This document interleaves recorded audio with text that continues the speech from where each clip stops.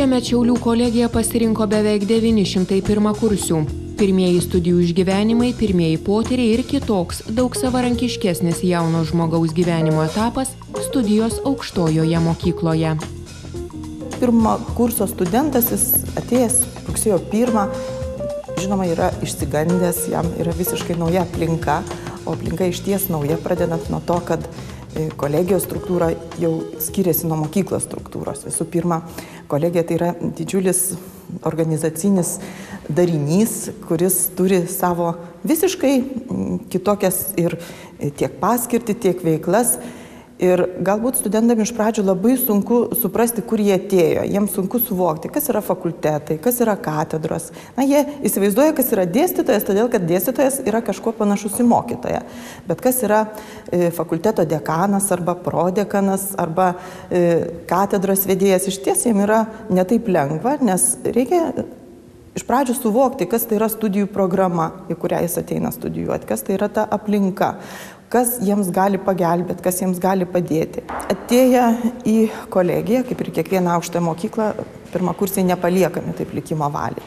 Jie turi savo, aš sakyčiau, tokius artimiausius draugus, artimiausius žmonės, kurie padeda jiems. Ir pirmas toks žmogus tai yra jų vadovas.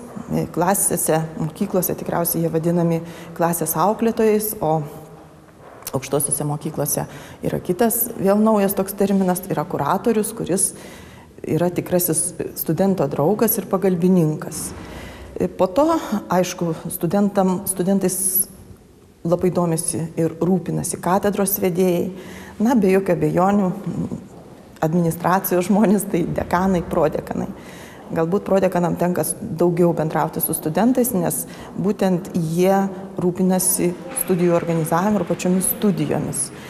Todėl kiekvienas studentas visada gali kreiptis visų pirma į savo kuratorių, į katedros vedėją, prodekaną. Be abejo, jiems padeda ir tokios savivaldos organizacijos kaip studentų atstovybė. Pamokas keičia paskaitos, atsiranda nauja sąvoka kreditas, na, o mokykloje silpnas ketvertukas aukštojo mokslo sistemoje reiškia neigiamą įvertinimą. Visos studijos dalinasi į semestrus, kurie baigėsi sesijom. Na ir be jokios abejonės dar yra atostogų laikotarpis, tai visi studijų metai, kurie yra tvirtinami kolegijoje, akademinės tarybos. Na, direktorė pateikia studijų grafiką kiekvienų mokslo metų pradžioje, dar prieš prasidedant mokslo metams. Na, o tada jau fakulteto dekanas tvirtina labai konkretų studijų grafiką, kuriame kiekvienai akademiniai grupiai yra numatomos konkrečios kontaktinio darbo savaitės, profesinės veiklos praktikos, sesijos, atostogos. Kolegija yra ta vieta, kur mes iš tiesų juos mokome tapti savarankiškesniais ir iš tiesų tokios sąlygos čia susidaro, nes ir gyvenimas bendrabutyje jau atsiranda savo ūkinės, sakykime, buities tvarkymas toks savarankiškas turėtų būti. Na ir savarankiškom studijom vieni daugiau ar mažiau, bet jie privalo skirti to laiko, nes iš tiesų studentas į egzaminą ateina jau turėdamas to dalyko bent 40% įvertinimą. Tai yra atliekama semestro metu, taikant tą kaupiamąjį vertinimą pagal individualų indeksą kiekvienam. Ta prasme, kiekvienas studentas turi atlikti tam tikrus savarankiškus darbus, ar tai studijų rašto darbai, ar tai tam tikros pratybos, ar tai seminarai kokie, kurie yra vertinami. Ir praktiškai kiekvienas dalykas jau iki sesijos pradžios, iki egzaminų sesijos pradžios, yra vertinamas ir studentai turi galimybę bent 40% galutinio dalyko įvertinimo gauti semestro eigoje. Nei viena aukštoji mokykla neįsivaizduojama be bibliotekos. Būdama Lietuvos kolegijų bibliotekų ir Lietuvos mokslinių bibliotekų asociacijos nare, Šiaulių kolegijos biblioteka turi kuo didžiuotis. Abiejuose fakultetų skaitytojų aptarnavimo skyriuose vienu metu gali dirbti 120 skaitytojų, įrengta kelios dešimtys kompiuterizuotų vietų. Bibliotekos ir savarankiškų studijų centro fondą sudaro apie 70 000 egzempliorių įvairiausių leidinių. Prenumeruojama daugiau kaip 100 periodinių leidinių lietuvių bei užsienio kalbomis. Mūsų biblioteka Šiuo metu bibliotekose užregistruota daugiau kaip 3000 skaitytojų, iš kurių dalis yra miesto ir kitų šalies aukštųjų mokyklų studentai. Mykolo Riomerio universitete studijuojant Aleksandra, anksčiau mokslus krimtusi Šiaulių kolegijoje sako, kad geresnės vietos, ypač pasiruošti egzaminams, kaip tylioji skaitykla, niekur kitur nerasi. Pirmiausia, labai patogu. Esu pati šiaulietė ir Šiaulių kolegijoje ruošiuos, nes čia yra daug literatūros, ta prasme knygų, mano specialybės finansų srityje ir, pavyzdžiui, čia būtent yra ramybė ir, ta prasme, turiu puikias sąlygas pasiruošti egzaminams.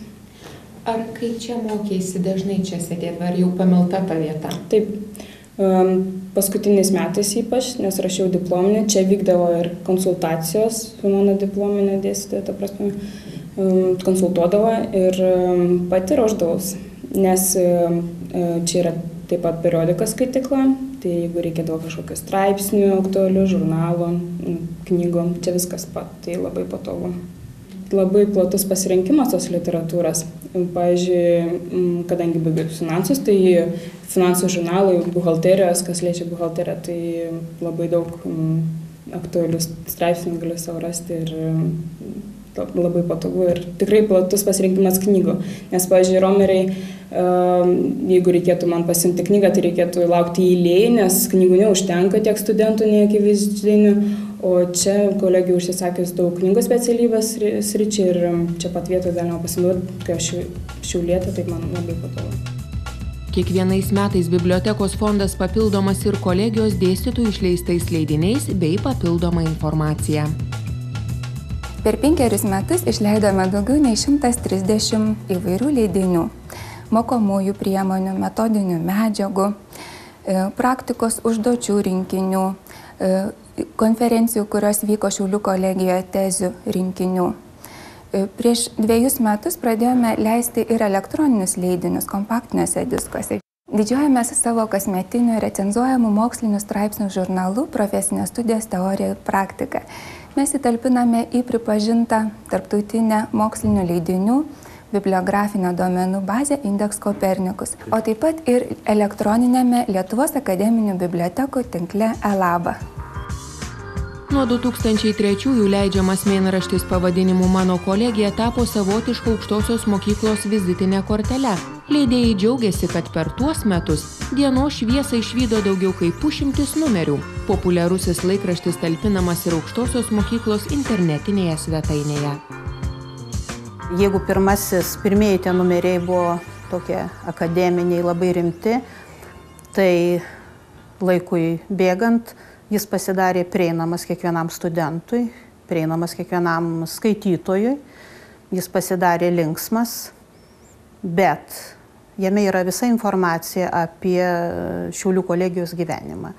Tai yra akademiniai straipsniai apie mūsų pasiekimus, apie nepaslaptis ir mūsų šiokius tokius trūkumus. Mūsų laikraštyje labai daug straipsnių yra apie, sakykime, studentų gyvenimą, apie jų mokslo reikalus.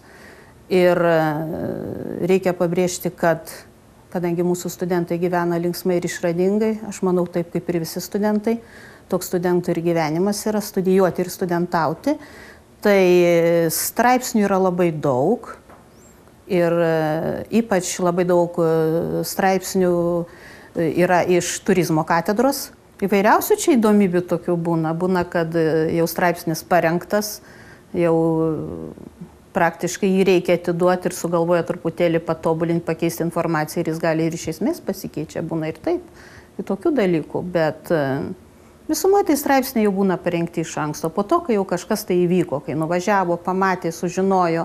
Šiaip labai įdomus, aš manyčiau, straipsniai yra studentų, kurie dalyvauja Erasmus mainuose. Tai jau ten tiesiog jie trykšta tokiu jaunatvišku entuziazmu, noru pamatyti, išvysti ir visą kitą. Ir aš manau, kad šitokie straipsniai ir skatina kitus studentus. Studentai ne tik rašo straipsnius, fotonuotraukose įamžinti kelionių įspūdžiai puošia ir aukštosios mokyklos sienas. Važiavom į Taliną, buvom Taline, po to lankėme Suomiją Ir kėlėmės į Švediją, iš Švedijos į Rygą. Ir grįžome į Šiaulius. Pamatėme visas tas sostines, paplaukėme su laivu, pajutome, ką tai reiškia. 3 kruizus, taip? Taip, 3 kruizinius laivus. Irgi juos galėjom palyginti. Labai įdomu buvo ir iš tikrųjų tos sostinės paliko didžiulį įspūdį. Kiekviena savaip, aišku. Taip, savo architektūrą, savo tais paminklais. Labai įdomu. Čia taip, kiekvienos sostinės, bet koks kadras, kas mums patiko ir tiesiog atidavėm tą, išrinkom iš savo visų, aišku, daug nuotraukų, bet išrinkom būtent tai, kas mums labiausiai patiko. Kol nestudijavau, tarkim, šitoj kolegijoj, šitos specialybės net nebuvo tokio noro ypatingo, o dabar tiesiog taip jau knieti kažką pamatyti, kažkur nuvykti, taip. Tokį sutikė kažką, tokio, kad norėtum važiuoti visą laiką ir kažką atrasti naują.